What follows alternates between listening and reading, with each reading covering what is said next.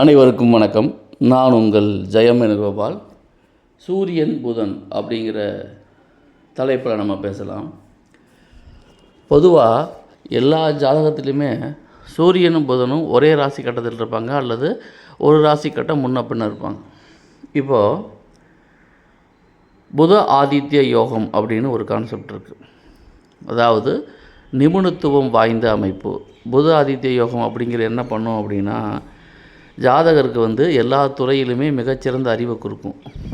அவர் எல்லாத்தையும் படிக்காமல் போனாலுமே எந்த ஒரு செயலையும் பிரித்து பகுத்துணர்ந்து புரிந்து கொள்ளக்கூடிய தன்மை அந்த ஜாதகத்துக்கு உண்டு. புத ஆதித்ய யோகம் அப்படின்னா புதன் முன்னாடி வருது, சூரியன் பின்னாடி வருது.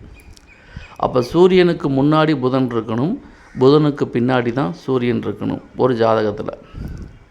அப்படி இருந்தால் மட்டும்தான் அது புத ஆதித்ய யோகத்தை குறிக்கும்.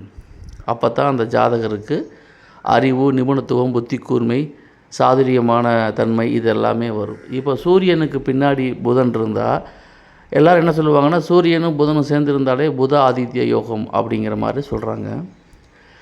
இது முழுக்க முழுக்க பயணத்தரம் முழு ஃபங்க்ஷன் ஆகணும்னா புத ஆதித்ய யோகம்னா புதன் முன்னாடி இருந்து புதனுக்கு அப்புறம் தான் சூரியன் இருக்கிறது சிறப்பான பலனை தரும் அப்படின்னு நம்ம தெரிஞ்சுக்கணும்.